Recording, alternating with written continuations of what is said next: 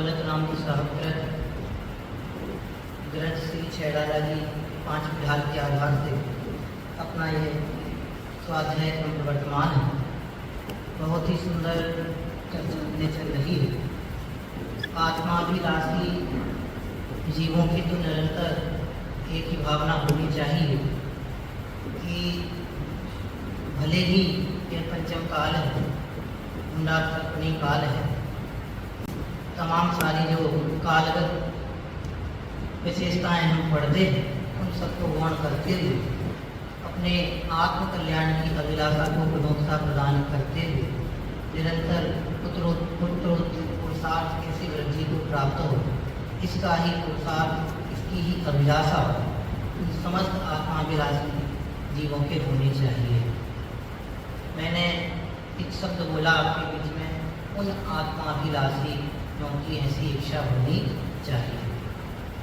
मेरा आपसे प्रश्न है कि उन आत्माभिलाषियों में थोड़ी सी सुदूरता भाषित होती है, लेकिन यहाँ अन्य किसी की बात नहीं है। मैं आत्माभिलाषी हूँ, ऐसी धगस में अंतर में जागे और उन आत्माभिलाषियों के कैसे चिंतन की धारा वर्तमान होनी चाहिए, उसके अनुरूप के बारे भावनाओं का अनुचिंतन, अनुप्रेक्षण हमें कैसे बार बार करना है, उसकी चर्चा यहाँ हम कर रहे हैं।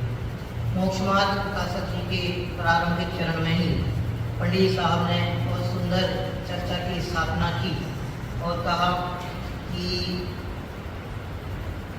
संसार के जीवों का प्रयोजन क्या है। प्रयोजन की स्थापना करने के बाद वहाँ सुख की प्राप्ति और दुख के अभाव को प्रयोजन के रूप में स्थापित किया। हम सबको भी उसी प्रयोजन को मुख्यतः प्रदान करनी है। क्यों? क्योंकि जब तक हमारा प्रयोजन सुनिश्चित नहीं होगा तब तक प्रयोजन जनित पुरुषार्थ की सुनिश्चितता नहीं है। हमें करना क्या है, जब तक ये नक्की नहीं होगा तब तक हम कार्य रूप में प्रवर्तेंगे नहीं। आप बांसवाड़ा से धूमधाम आए, कब आए? जब आपके मन में ये सुनिश्चित हुआ कि हमें 10 लक्षण पर्व अपने आराधना में व्यतीत करने हैं, तो हमें घर में ना रह के धूमधाम जाना है। यदि आपके मस्तिष्क में, आपके ज्ञान में ये निर्धारण नहीं होता, एक उद्देश्य का सीमांकन आपके मस्तिष्क में नहीं होता, आपके ज्ञान में नहीं होता, तो आप घर से एक भी कदम आगे नहीं बढ़ा पाते। आपके घर से बाहर कदम निकले, कदमों का निकलना एक इस बात का ही परिचायक है कि आपके उद्देश्य में इस बात का, इस तथ्य का निर्धारण हो चुका है।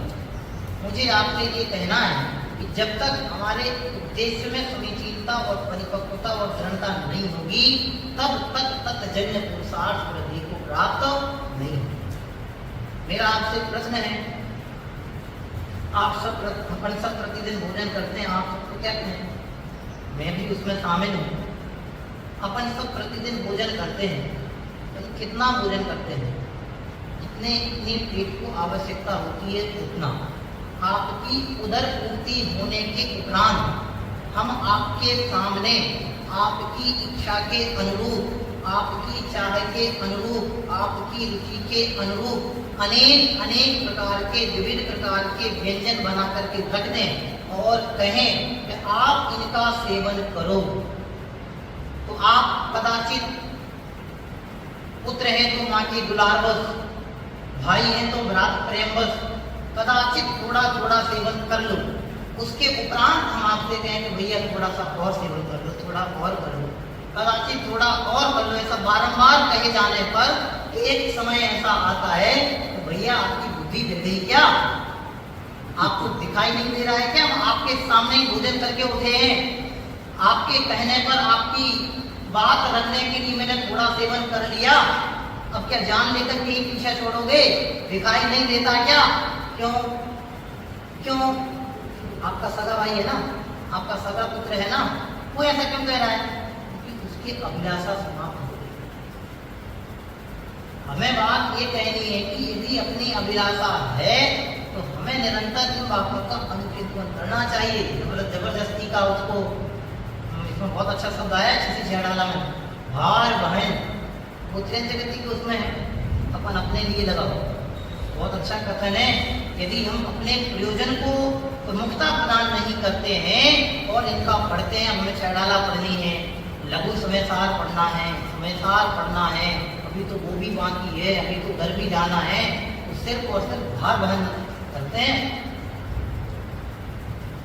और उसमें आगे लिखा है भार वहन हिम आतप त्रास। त्रास माने क्या होता है?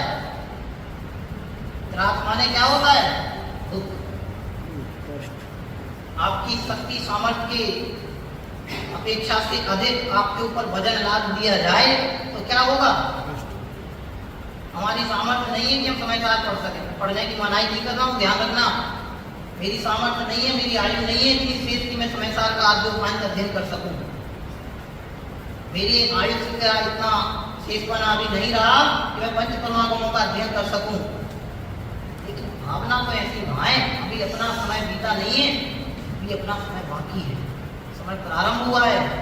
जब जिस समय अपने को सुधी जागृत हो गई तब से ही समझना कि अपना समय प्रारंभ हुआ है। ये कहानी आप लोगों ने सुनी होगी, बहू रहती है, वो अच्छे घर से आती है, घर में अपने ससुराल पक्ष में कुछ भी नहीं होता है तो पिताजी से भिखारी आता है, दान मांगता है तो उसको खाना वासा दे देती है। पूरी लंबी चौड़ी कहानी है, सबको ज्ञान में आ गई होगी। तो वो कहती है कि क्या कहती है कि हमारे तो ये भी कितने ही साल के हैं, 5 साल के ही हैं, 2 साल के ही हैं, 3 साल के ही हैं। तो पिताजी बोलते बिटिया तू पागल हो गई? पागल नहीं हुई पिताजी में, 5 साल से अपने घर में जो धर्ममय वातावरण बना, उस धर्ममय वातावरण की अपेक्षा से अपना जीवन प्रारंभ हुआ। उसके पूर्व में तो अपना जीवन प्रारंभ ही नहीं हुआ। वो बात उस बिटिया की नहीं है, वो बात वो लघु कथा में बड़े पंडित साहब ने उनके लिए नहीं कही है। वो बात अच्छा लगता है, भगवान मेरी नैया लगा देना, अब तक तो निभाया है, आगे भी निभा देना। अब मेरा आपसे प्रश्न है, आपने भगवान की भक्ति की, भगवान का गुणानुवाद किया, क्या किया आपने भगवान के साथ? मेरी नैया पार लगा देना। आपने 3 लोग के नाक को का ड्राइवर बना दिया। आप कल्पना तो करके देखो, भक्ति के नाम पे भी हम कैसा कैसा अवर्ण कर जाते हैं। बहुत प्रसन्न होते हैं, आज का दिन बहुत अच्छा व्यतीत हुआ। हमारे पंडित साहब बोलते तो वो क्या कहते, मूर्ख, नादान, और अच्छी भाषा में बोले तो आज कार्तिक की परीक्षा पढ़ रहा था अभी, तो वैसे तो लिखा ठगिया। अब ठगिया हम कहें यहाँ से बात चुप जाती है। आप कहोगे क्या पंडित जी ठगिया लगा दिया हमारे लिए, आपने कल हमारे लिए वीडियो बना दिया था, आज ठगिया बना दिया। आज ठगिया की नहीं है, बात समझने की। अरे हम धर्म के नाम पे भी कितने कितने प्रकार का अवर्णवाद कर जाते हैं और यथार्थ धर्म से वंचित रह जाते हैं। इसका मुझे जरा भी अपने हृदय में ठेस तक नहीं है, हृदय कचोटता तक नहीं है। भगवान आपका परिवार। फिर हम बात करते हैं अनुचिंतन की, बात करते हैं ज्ञान वैराग्य की। ऐसे ज्ञान वैराग्य व्यक्ति को प्राप्त नहीं होगा। ज्ञान और वैराग्य एक ही सिक्के के 2 पहलू हैं। ज्ञान और वैराग्य अलग अलग नहीं है। ज्ञान यहाँ हो जाए, वैराग्य यहाँ हो जाए, ऐसा नहीं होता। समीचीन ज्ञान के बिना यथार्थ वैराग्य हो नहीं सकता। और वैराग्य के नाम पे हम यथार्थ ज्ञान को तिलांजलि दे के चले जाएं तो वैराग्य वैराग्य नाम नहीं पाता। आप देख लो कितने सारे प्रसंग हमें देखने को दिखाई दे जाएंगे यहाँ इसी जगत में, अपने आसपास, अपने इर्द गिर्द।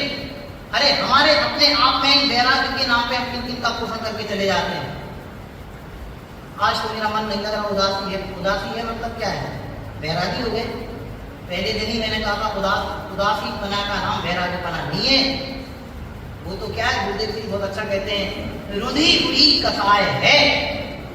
अरे धर्म के नाम पर हम धर्म अवर्णवादों को बढ़ावा देते हैं तो ये सब हमारे दर्शन मोहिनी को बढ़ावा देने वाले हैं। तत्वाद सूत्र जी का सूत्र याद आ गया होगा सबको, आया किसी को? बोलो। वेद गुरु धर्म वर्णवादो दर्शन मोहिनी है। दर्शन मोहिनी को बढ़ावा देने वाले हैं और अपन बहुत हल्के में ले लेते, हमसे तो कुछ हुआ ही नहीं। अरे कैसे नहीं हुआ? आराधना को ही आराधना मान के रह जाएंगे तो आराधना का आरंभ कब होगा?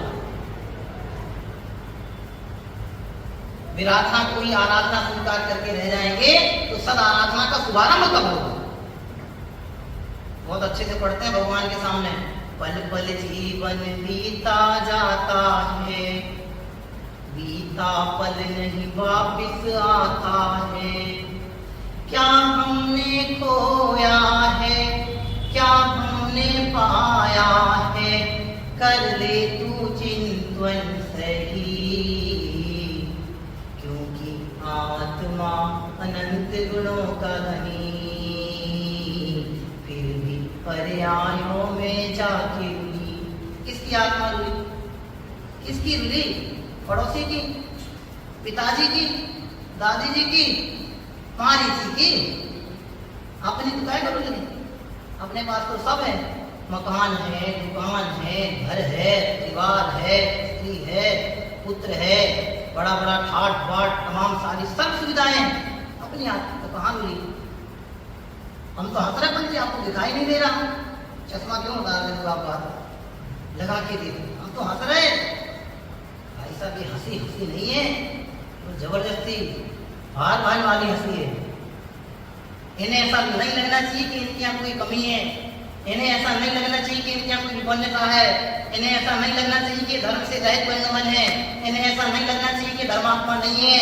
बड़े पंडित साहब बहुत अच्छा कहते हैं कि आज तक इस जीव ने धर्मात्मा दिखने का पुरुषार्थ किया, धर्मात्मा बनने का प्रयत्न इसने आज तक नहीं किया।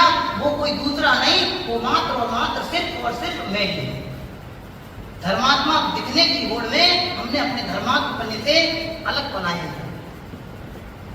आप विचार करो, आज से 2 साल पहले जो परिस्थिति उत्पन्न हुई, ऑक्सीजन सिलेंडर के लिए हम लोग वहाँ थे कन्या नाला में, तो मोबाइल परेशानी में सब रहते थे, वहाँ आते थे तो पंडित जी साहब को सबको संबोधन बार बार कर नहीं सकते थे, तो जिनके यहाँ जैसी परिस्थिति रहती थी तो हम भैया लोगों में जितने लोग थे वो उनको संबोधन करते थे। भाई साहब बहुत दयालु बने वाले दर्शक सुने उस समय, यहाँ से संबोधन चल रहा हो, वहाँ सुनते सुनते गौदरी पार हो गए। गौदरी पार मतलब पहुंचे नहीं पहुंच गए, इस पर्याय का अंत हो गया। आप कल्पना तो करके देखो, कौन कितने समय की गारंटी लेके आया है? प्राप्त समय में यदि हमने पर्याप्त पुरुषार्थ नहीं किया तो भवभावांतरों की गारंटी दिलवानी मान ले रही है। एक साल में 365 दिन होते हैं, उन 365 दिनों में 10 दिन आराधना के आते हैं, 10, 20, 30 3 बार दशलक्षण आते हैं। उनमें भी हम अपनी सुविधा सामर्थ्य के अनुसार भादों माह के दशलक्षणों को आराधना का विशेष पर्व मना करके बहुत महत्वपूर्णता से इनको मनाते हैं। इन दिनों में भी आराधना का पूर्ण करके जाएंगे तो भगवान तुम्हारी नैया कभी पार होने वाली नैया भगवान के भरोसे पार नहीं होती, आत्म तत्व का भरोसा होने पर नैया पार होती। जिन्हें आत्म तत्व का भरोसा है उन्हें अन्य किसी के अवलंबन की आवश्यकता नहीं है, और जिन्हें आत्म तत्व का भरोसा नहीं है, निजात्म तत्व का निर्णय नहीं है, उन्हें दर दर की ठोकरें खाने से कोई रोक नहीं सकता। आप कल्पना करके देखो कितना हृदय पसीज गया हुआ दौलत रमनी साहब पर लिखते लिखते, तो भैया मोह नींद से जागो चेतन, तुम्हें जगाने पंडित साहब को बड़ी चिंता रही होगी कि मेरे बाद जो आए उन्हें कोई जगाने वाला नहीं रहा होगा, है इसलिए उन्हें शहडाला लिखी, इसलिए नहीं लिखी। अब एक प्रश्न बहुत समय पहले आया था, अक्सर आता ही है, पंडित साहब को व्यक्ता ज्ञान था तो उन्हें दीक्षा क्यों नहीं ली?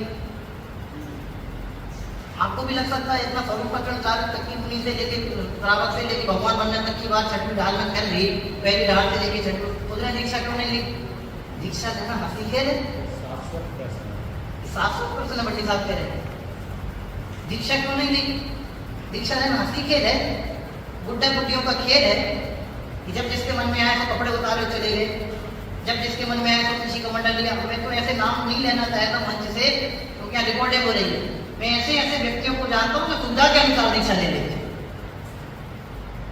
सुविधा के अनुसार कपड़े उतार लेते हैं, सुविधा के अनुसार कपड़े पहन लेते हैं, कहते हैं मुनि है।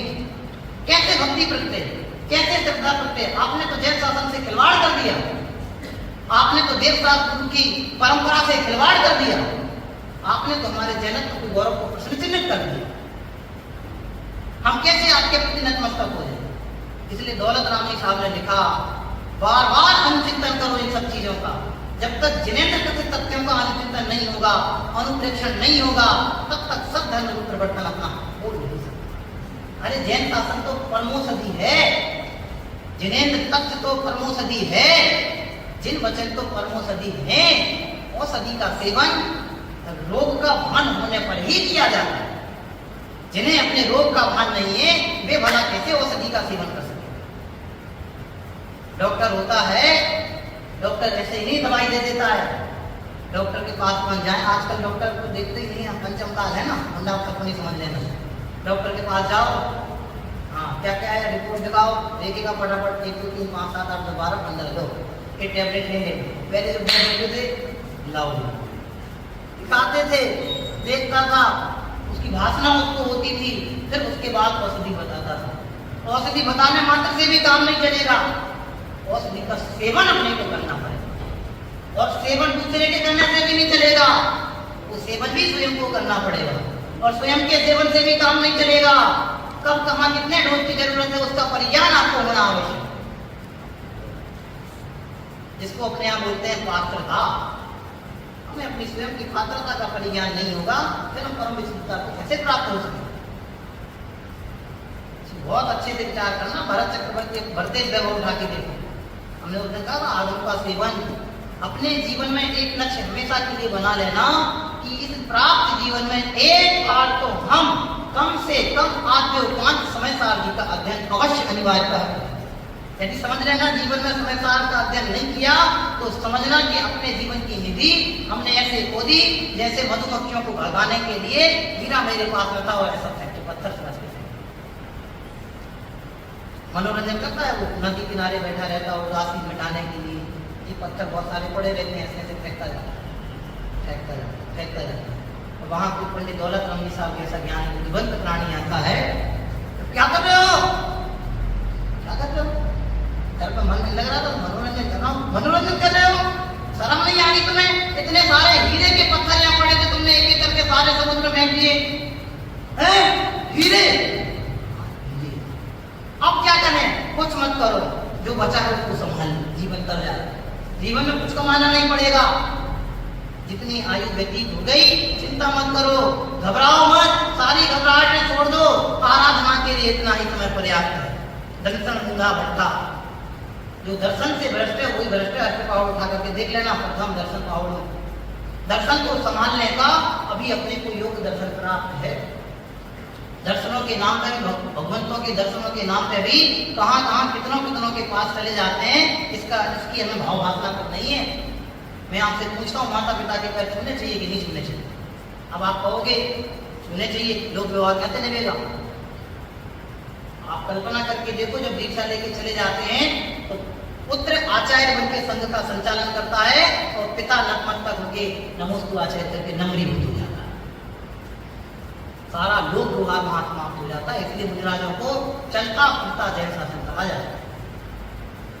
आप कल्पना के सागर में एक बार बुद्धि लगा करके देखो, परिस्थितियों को एक बार सर्वांगीण आकलन करके देखो, अपने चारों ओर फैले प्रसंगों का एक बार अवलोकन करके देखो, अपने चारों ओर बनने बिगड़ने वाली परिस्थितियों का एक बार मूलतः आकलन करके देखो। आपको संसार सभी भोगों का वास्तविक स्वरूप क्या है परिलक्षित हो जाएगा। मुझे बात ज्यादा बड़ी नहीं करनी है क्योंकि मुझे अनित्य भावना में पहुंचना। ये सारी बातें तो मैंने इसलिए कही, अनुचिंतन हमारा बार कैसे चले। ये धर्म हमें आराधना के लिए प्राप्त हुए हैं, विषय कसायों के पोषण के लिए, कसायों के पोषण के लिए, कसायों में रंजायमान होने के लिए नहीं मिले हैं। एक एक समय की कसाएं हमारे अनंत अनंत भवों को बढ़ावा देने में समर्थ हैं। मोक्ष मार्ग हमारी सुविधा के अनुसार नहीं चलता, सर्वज्ञों के अनुसार चलता है। हम सर्वज्ञों के शासन से खिलवाड़ करने जाएंगे अपने जीवन से खिलवाड़ होगा। क्यों? क्योंकि वे तो अष्ट कर्मों का क्षय करके अनंत सिद्ध अवस्था को प्राप्त करके परमानंद का भाजन कर रहे हैं, और हम उनके शासन से खिलवाड़ करेंगे तो उनका तो कुछ बिगड़ने वाला नहीं है। पत्थर से सिर मारेंगे तो क्या होगा? मैं भगवान को पत्थर नहीं कह रहा हूँ, उदाहरण दे रहा हूँ। पत्थर से सिर मारेंगे तो क्या होगा? कितने % पत्थर का बिगाड़ होगा? बोलो डबल 0%। एक बहुत बड़ा पत्थर लेना, आप प्रैक्टिकल करके देखना, कर मत लेना। पत्थर का क्या बिगड़ने वाला है? कुछ भी नहीं बिगड़ने वाला। बिगड़ना तो किसका है? मेरा बिगड़ना। आज तक किसका बिगड़ा है? मेरा बिगड़ा। सुधारना किसको है? इनका की इनका? अरे इनके आधार से अपना। बहुत शांति से, प्रसन्नता से, आह्लादित होकर के, गंभीरता से, निशंक होकर के एक ही बात की धुनी अपने मस्तिष्क में लगाना। तो भगवान मुझे आपका जो समागम प्राप्त हुआ है, आपकी भक्ति का जो प्रसंग हमें प्राप्त हुआ है, आराधना का जो उत्तम अवसर प्राप्त हुआ है, यह अवसर चूक ना जाए। यदि अवसर चूका तो भव भव पछताएगा। लगना चाहिए, सब उधारी का माल है, उधारी का है, लगना चाहिए। जब तक लगेगा नहीं तब तक आनंद नहीं ले पाएंगे। आनंद लेने के लिए आए हैं, आनंद नहीं ले पाए कैसा चला, घाटे का सौदा। कितने बार हमने ऐसे सौदे कर करके अपने जीवन को व्यर्थ किया भाई। बहुत देखा, बहुत विचारना। कल हमने समसुख और शिव सुख की बात आपके बीच में की थी और ये कहा था सुख दो नहीं है, सुख तो एक ही है। हम अनंत सुख के धनी हैं, बस प्रकटता और अप्रकटता का अंतर है। ये तीन लोग के नाथ अनंत सुख से संपन्न है, मैं अनंत सुख से विपन्न नहीं हूं, बस इनके प्रकटता है, अपनी प्रकटता नहीं है। सुख मेरा स्वाभाविक गुण है। भावना पढ़ेंगे तब बताएंगे स्वभाव भाव। सुख मेरा स्वाभाविक गुण है, मैं कैसे दूर जा सकता है। आज तक मैंने अपने सुख स्वभाव को पहचाना नहीं, इसलिए लोगों को भोगते हुए मैं भटक रहा हूं। भूखे नहीं, बोलो भूखे नहीं हूं, अभी भी भटक रहा हूं। बहुत शांति से विचार करना। पहली भावना है अनित्य भावना। कौन सी भावना है? श्रीमंदरनाथ भगवान से हमने प्रश्न किया था तब, सुख का उपाय क्या है? उन्होंने बताया था सुख का उपाय ये है, सुख इतने इतने प्रकार का है। सब कुछ बताने के बाद उन्होंने कहा भैया जान लिया, वहाँ से वापिस आ रहा है, सब कुछ देख रहा है, देखते देखते उसके मन में आ जाता है। भगवान ने जब मार्ग बता ही दिया है तो कुछ ना कुछ तो अपने हृदय में पसीजना चाहिए। वो उस बात उसके हृदय में पचोटती है, बारंबार उसके हृदय में चिंतन चलता है। भगवान की बात सुन करके उसके हृदय में जो अनुचिंतन चलता है वो है ये 12 भावनाएं। राजा हिरण्यक ने भगवान से प्रश्न किया, तो भगवान सुख का उपाय क्या है? अपन पुराण पढ़ते ना, पुराण, तो उतना सारा विस्तृत भगवान की वाणी में विवेचन आया और उसके हिसाब से राजा हिरण्यक ने बार बार अनुचिंतन किया। किसी किसी के पूर्व भाव भी गिना दी, उन सबको गिना दी। जहाँ पूर्व भावों की इन सब बातों के माध्यम से हमें अपने भवों का आकलन करना है। आपको पूर्व भावों का ज्ञान हो सकता है कि नहीं हो सकता है? आपको भले आपकी पूर्व पर्याय का ज्ञान नहीं हो, लेकिन इतनी गारंटी तो जरूर है कि यहाँ जैसे बैठे हैं ना, यहाँ जैसे विपन्न होकर के सर्व संपन्नताएं जो बाहर दिखने के बावजूद भी पूर्ण विपन्नता बनी हुई है, जैसी यहाँ है ऐसी ही पहले भवे में, इसके पहले वाले में, इसके पहले में। क्यों? तो उस बात का ही प्रमाण है ये वाला। अपन को प्रसन्नता होती, यहाँ आ गए हैं, वहाँ अच्छा रहा हो, हाँ अच्छा रहा हो, ये नहीं कह रहा हूँ अच्छा नहीं रहा हो, कुछ ना कुछ तो अच्छी भावनाएं भाई होंगी, कुछ ना कुछ तो श्रेष्ठ परिणाम रहे होंगे, उत्तम परिणाम रहे होंगे, उत्तम संगति रही होगी, उत्तम भावनाएं रही होगी, जिसका सुफल है उत्तम गति, उत्तम अवसर। मैं आपकी उत्तमता को प्रश्न चिन्हित नहीं कर रहा हूँ, लेकिन जैसी उत्तमता वहां बनी रही, जिसके प्रतिफल में ये प्राप्त हो गया, वैसी की वैसी उत्तमता यहाँ तो बनाओ। यदि उतनी भी उत्तमता नहीं बना पाए तो फिर सब चला जाएगा खाली पूरा व्यर्थ। बहुत शांति से विचार करना है, बात कर सकते, बात दूसरे के लिए नहीं है, बात बारंबार मेरे विचार के लिए, यहाँ आग लग जानी चाहिए। वो है थोड़ा में कौन प्रसिद्ध है? वो एक बहुत बड़ा रनिंग करने वाला, दौड़ने वाला, पाठ नाम बोल गया क्या? अब जो भी हो मेरे को ध्यान में नहीं है, मिल्खा सिंह। तो मिल्खा सिंह दौड़ता है, पैर में थोड़ी समस्या हो जाती है, फिर भी उसका जो कोच होता है, दौड़ दौड़, कैसे दौड़? उसने जो आग लगा दी ना, चिंगारी उसके हृदय में जला दी, चिंगारी कमाल कर गई, पैर में तकलीफ होने के बावजूद भी मेडल जीत के ले आया। चिंगारी हमें यहाँ लगनी चाहिए। कौन सी चिंगारी? भोजन की नहीं, घर संभालने की नहीं, दुकान खोलने की नहीं, बच्चों की पढ़ाई की नहीं, किसकी? स्वात्म कल्याण। जब तक वो चिंगारी यहाँ जागृत नहीं होगी तब तक घोड़ा गाड़ी लाड़ी वाड़ी में जिंदगी निकल जाएगा, निकलेगी। हमारे आचार्य पंडित साहब होते तो ये कहते लाड़ी वाड़ी घाघरा घाघरा सब में जीवन निकले देता है। आप कल्पना करके देखो, बहुत अच्छी अनित्य भावना है, बहुत शांति से विचार करना है। एक एक 12 भावनाएं अमृत के समान है। निर्वाणी का तो वचन वचन अमृत के समान है। उसमें पढ़ते हैं नित्य बीजो विधारी जिनवाणी सुधा जान के। कमलेश भाई साहब कैसे? नित्य बीजो धी धी धी धी माने बुद्धि, धारी मतलब धारी। नित्य बीजो धारी जिनवाणी सुधा जान के।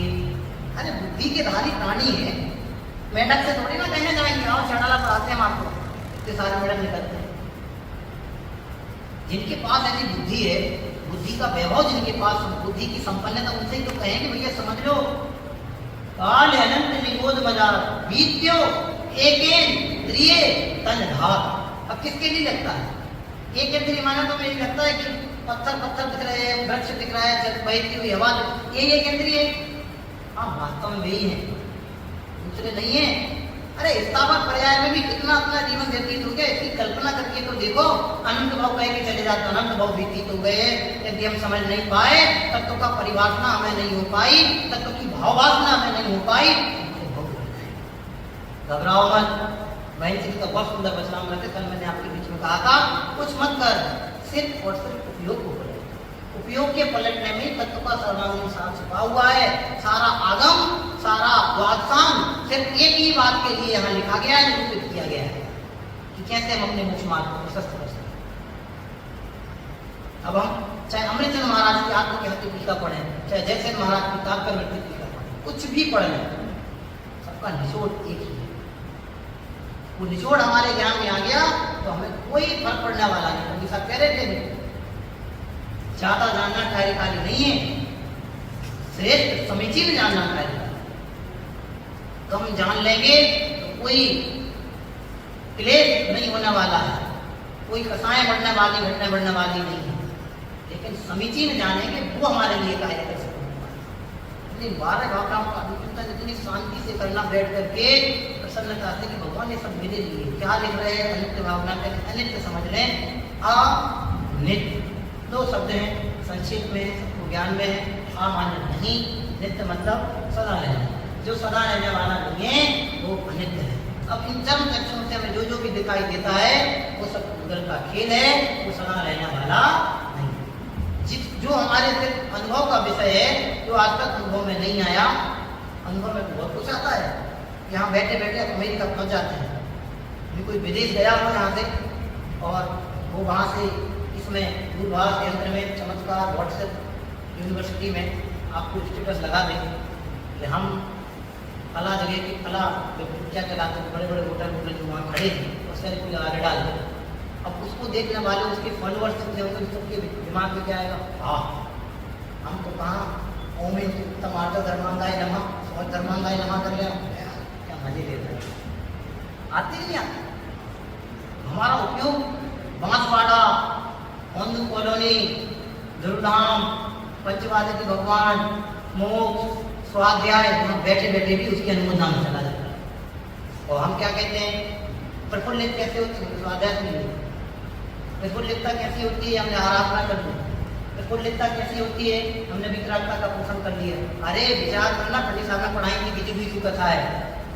स्वाध्याय के दौरान बैठ करके भी यदि इस जाति के परिणाम अपने हृदय में उत्पन्न होते हैं तो वितरागता के विपरीत विजु विष्णु कथा का पोषण हम करते हैं। अपने को लगता ही कि वैराग्य जननी नहीं है 12 भावनाएं, इनको पढ़ करके भी यदि वैराग्य उत्पन्न नहीं हुआ तो फिर कैसे वैराग्य उत्पन्न हो सकेगा। इनको पढ़ने का प्रतिफल ही है कि वैराग्यमय परिणामों का समावेशन हृदय में होना चाहिए, ये पहली शर्त है। यदि वैराग्यमय परिणामों का समावेशन अपने हृदय में नहीं हुआ तो फिर सिर्फ कुंठा आएगी, पुत्री मेरी नहीं है, पुत्र मेरा नहीं है, ऐसा कह कह के फिर अंदर से कुंठा पैदा हो और वो कुंठा हमारे कसायों को बढ़ावा दे और वे कसाएं हमारे दुखों को बढ़ावा देंगे और दुख हमारे अनंत भवों को बढ़ावा देंगे। तो आप सोचो कितनी बड़ी लंबी परिपाटी है, समझने वाली बात है। पढ़ते हैं अनित्य भावना, बहुत सुंदर लिखा है। जो बनिग्रह को धन उतारी है जन आज्ञाकारी, इंद्रिय को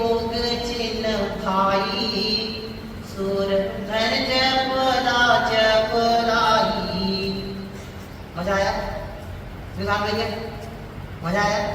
क्या में मजा आया? क्या में मजा आया? भाई सब मजा आया? नहीं आया, मजे के लिए तो कर रहे हैं। वास्तव में पूरा जैन शासक पूरी प्रसन्नता मजे के लिए है। जो समझ जाता है इतने मजे करता है कि वाकई में उसे दूसरी जगह मजा आता ही नहीं।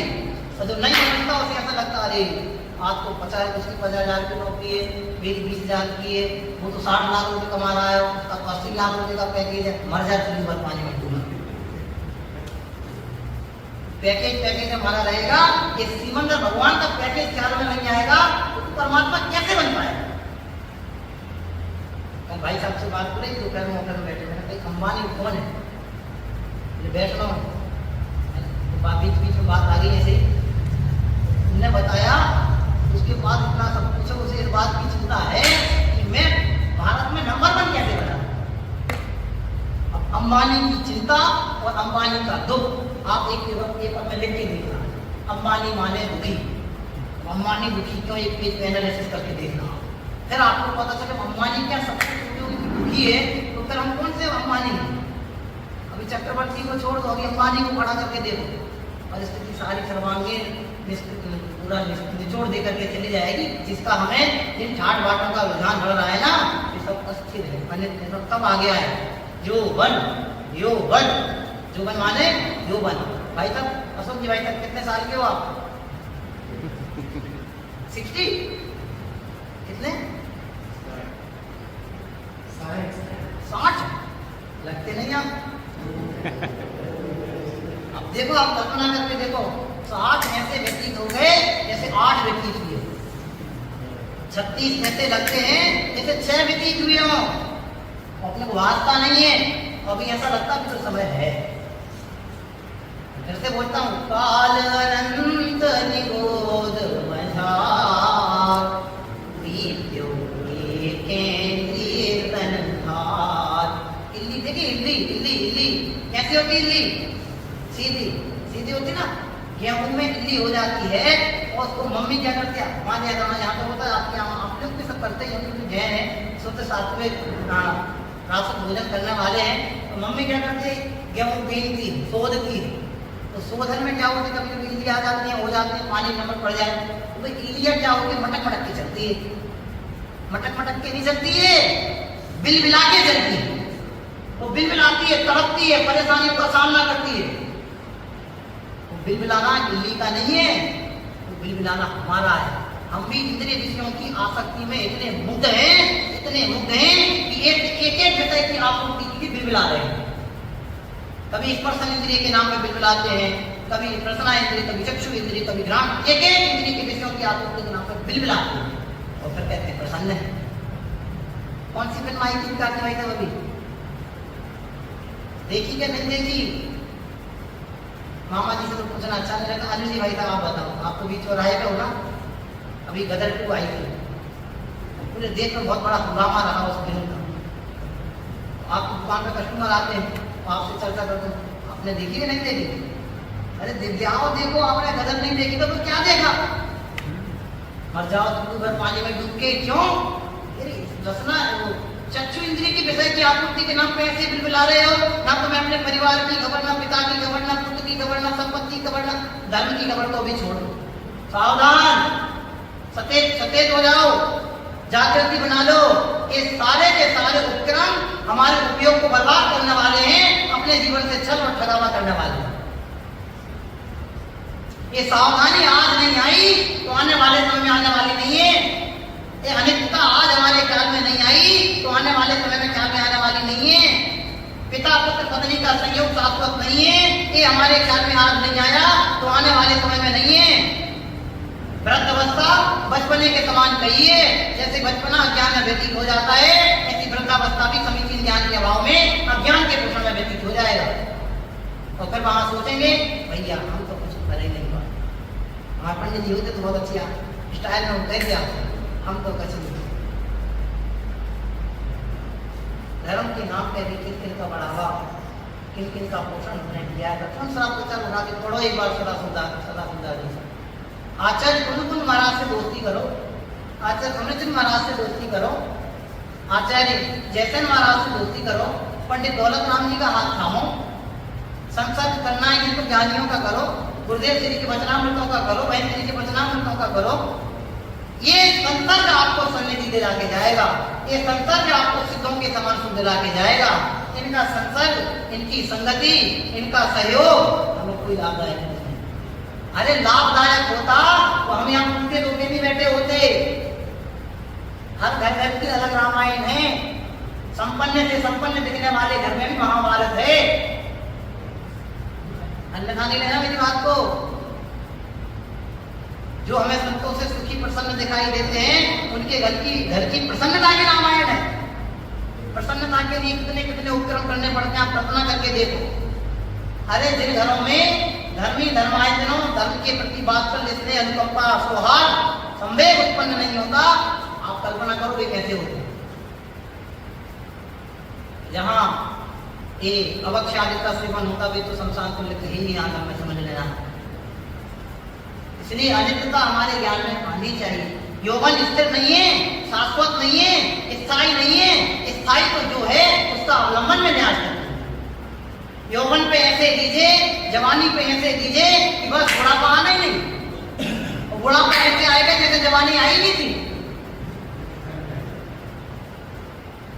आप कल्पना करके जवानी भी बचपना बीत गया, मम्मी मम्मी मम्मी मम्मी कहते कहते गुरु की डांट, ए गधा है तुम।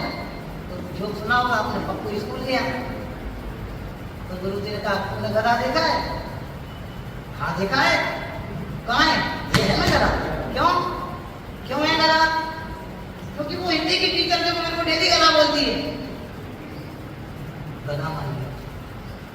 बचपना पप्पू बने में बीत गया, मम्मी मम्मी करते करते बीत गया, जवानी पत्नी पत्नी करते करते बीत गई, पैसा पैसा करते करते करुणाएं बीत गई। जैसे जैसे वृद्धावस्था थोड़ी सी मिली थी, वो भी विपरीत अभिनिवेश के पोषण में चला गया। जीवन कितना, बचपना, जवानी, वृद्धावस्था और इन तीनों का प्लस करके इक्वल कर दो क्या? मृत्यु। यही तो है। मौत आएगी जिस दिन तुम्हारी, छोड़कर सब ही जाना पड़ेगा। कितने बार सुनिए भाई साहब? मैं आपका नाम भूल गया, मुझे चेहरा हमेशा ध्यान में आता आपका क्या है? पंडित जी भाई साहब तुझे बता दो। अशोक जी भाई साहब, अजीत जी भाई साहब। बीत गया पर समझ आएगी तो पता ही नहीं चलता है। अच्छा तो फिर भैया आपको गारंटी मौत आएगी कि नहीं आएगी? नहीं बोले जस्ट मुंबई के हो ना, मुंबई में तो डेली 1000-2000 मरते होंगे। आएगी कि नहीं आएगी? आएगी। अरे बांसवाड़ा में भी कितने 2-4 मर जाते हैं तो पता नहीं चलता। एक बार करुण प्रसन्न बना में इंदौर था, साधना नगर ठहरा था। साधना नगर से मैं आगे जा रहा था तो इस वाले रास्ते से वो गणेश जी का गणपति चौरा पर क्या है, बड़ा गणपति, एक सामने से, एक यहाँ से, एक यहाँ से, 3 जगह से 3 अर्सी आ गई। मैंने पहली बार अपनी जिंदगी में वहां देखा, वे बड़े ढोल नगाड़े के साथ प्रसन्नता के साथ लेके आ रहे थे। तो ये नया चलन आ गया। लेकिन मैंने पहली बार ऐसा दर्दनाक दृश्य देखा। तो स्वाध्याय के लिए जा रहा था, तो वैसे साइड में मंदिर है तरफ, उधर स्वाध्याय के लिए जा रहा था। वो हृदय में दृश्य ऐसा कचोड़ता है जब चाहे कि ऐसे 4-5 प्रसंग अपने साथ बनने हैं। अपने पिता हैं, माता हैं, बहनें हैं, भाई हैं, ये सब अपने जाने वाले हैं। तो एक का बंद करो, 2 गल्ला ये प्रसंग दूसरे का नहीं है। मृत्यु को देख करके, मौत के साक्षात प्रसंग देख करके भी अपने हृदय में बैराग नहीं उमड़ता। इससे अधिक हमारे हृदय में कुंठा, इससे अधिक हमारी विपन्नता, इससे अधिक हमारी दयालुता दूसरी क्या हो? पैसे की कमी से दयालुता होती है ऐसा नहीं है। धर्म तथ्यों का निराकरण और निर्णय अपने हृदय में नहीं होती, ये वास्तविक विपन्नता है। गरीबी, रुपये, पैसे, मकान, स्त्री पुत्र इनसे नहीं होती। धर्म तथ्यों का निर्णय अपने हृदय में कितना है, उससे गरीबी अमीरी का निर्णय होता है। अनित्यता का अवबोध हमें कितना है, ये हमारे श्रद्धान को दृढ़ता प्रदान करेगी।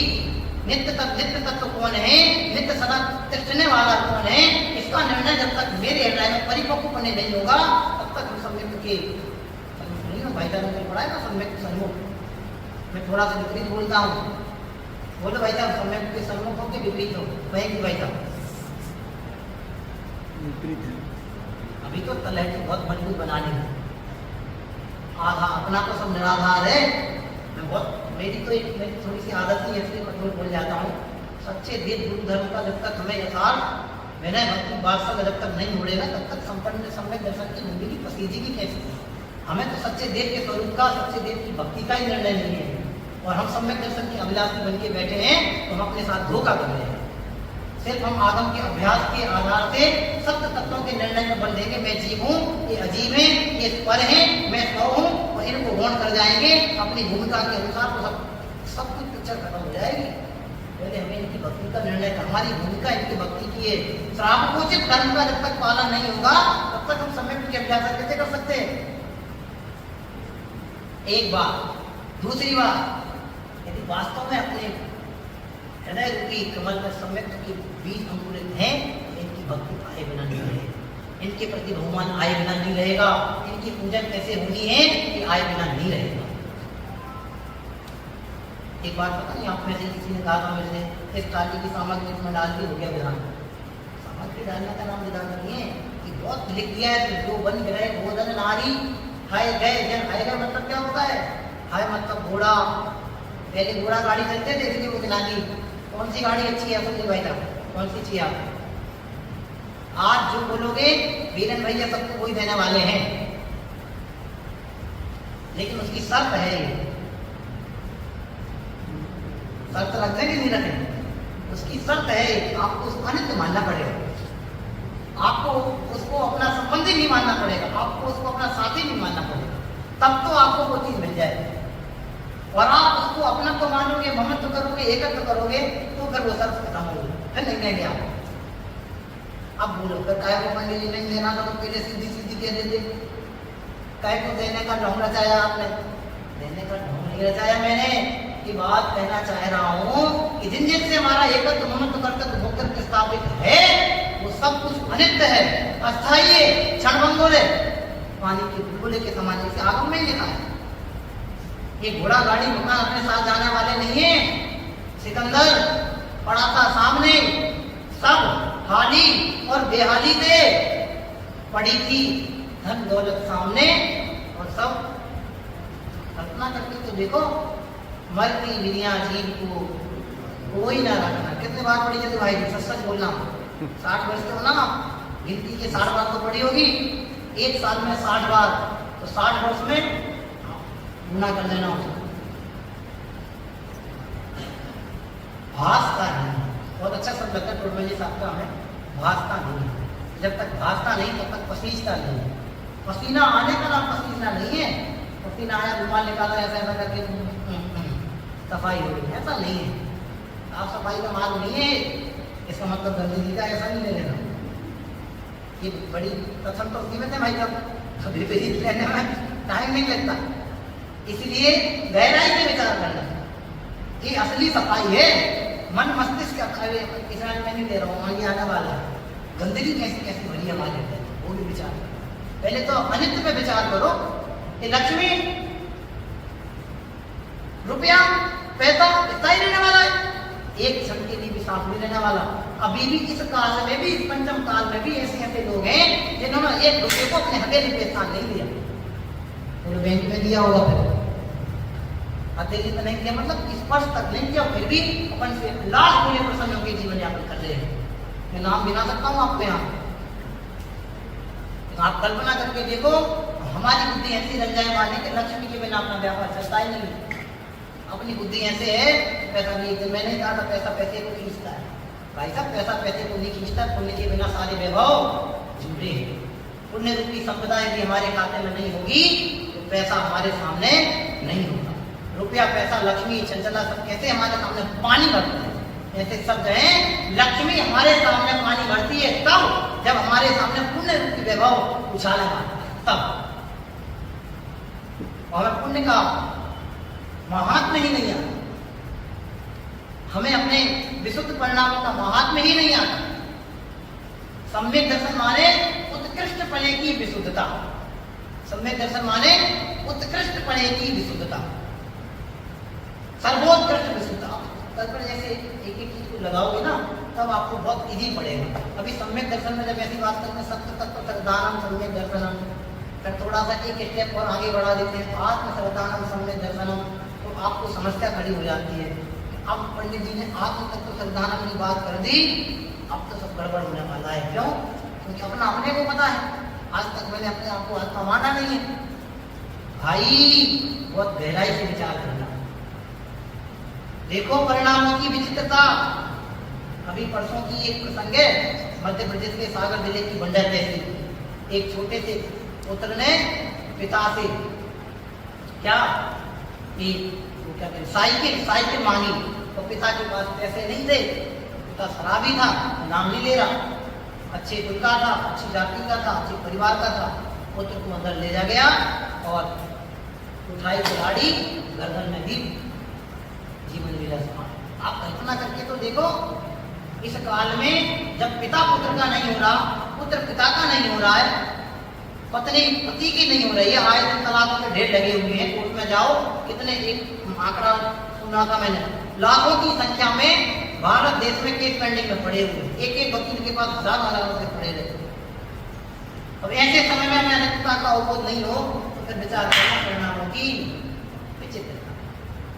बड़े दादा ने बहुत अच्छी कृति लिखी है, इन भावों का फल क्या होगा, और अपना जीवन मुख्य धोया जाता है, बाजार में फलों का भाव क्या है।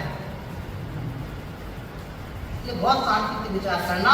आज्ञाकारी पुत्र हो, आज्ञाकारी पत्नी हो, आज्ञाकारी संबंधी हो, सब अपने को ठगने वाले लुटेरे हैं। ये सब कैसे हैं? भाई साहब ने कहा था लुटेरे हैं, बिल्कुल मैं मेरा कहे हमें लूट रहे हैं। टाइम अपना हो गया है, अंतिम लाइन पढ़ते हैं। इंद्रिय भोगे चिन्ह उठाई, सुर चपला चपलाई। कैसे है? इंद्रिय धनुष के समान और चपला चपला बिजली के समान। कैसे हैं? क्षण की जैसे बिजली चमकती है, गजर बादल गरजते हैं, बिजली चमकती है। कितने घंटे के लिए चमकती है? फिर भाई कब कहाँ गए हमारे? बढ़ोतिया में 4 घंटे के लिए चमकती है। दबक तुम्हारे कुपड़ा में, कुपड़ा अपने धूमधाम की राजधानी का नाम है कुपड़ा। राखी जी आपसे कोई पूछे धूमधाम की राजधानी कौन सी है? कुपड़ा। हाँ, तो कुपड़ा में कितने घंटे चमकती है बिजली? बादल गरजते ना, बिजली चमकती है, तुम लोग डर जाते हो, भाई साहब अब तो बहुत चमक रही है, क्या करें? मुझे नहीं चमकती, नहीं फोटो खींचने आती है वो, घबराए मत करो। वो कितने समय के लिए चमकती है? बिल्कुल चमकती, पलक चमकती है। ऐसे ही हैं ये सारे दिखने वाले प्रसंग, ये सारी दिखने वाली परिस्थितियां, सारे दिखने वाले संबंधी। एक एक को गिना नहीं रहा हूँ कि कार्तिक ज्ञान परीक्षा एक बार आप उठाना, फिर 12 भावनाओं का अनुचिंतन करना, और इसमें एक एक का लिखा हुआ है। पति, पत्नी, पुत्र, धन, लक्ष्मी, वैभव, ये सब कैसे अनित्य हैं? एक बार करो दोस्ती आचार्य कार्तिकेय स्वामी से, करो, मिलाओ हाथ आचार्य कार्तिकेय स्वामी से, कहो अपने मन की बात, कह दो सारे मन की विकल्प, उगाड़ कर दो इनके सामने भगवान, भूल मेरी अधिकारी। आज तक मुझसे ये सारी भूल हुई है, मैंने पर से एकत्र स्थापित किया है, इसलिए स्वात्मोपलब्धि आज तक मुझे नहीं हुई है। स्वात्मोपलब्धि का पुरुषार्थ मेरा जगे, अनित्यता का अवबोध हमें हो, आत्म तत्व से रुचि हमें जगे। इसी परम पवित्र भावना के साथ विराम देते हैं। ओम नमः शिवाय।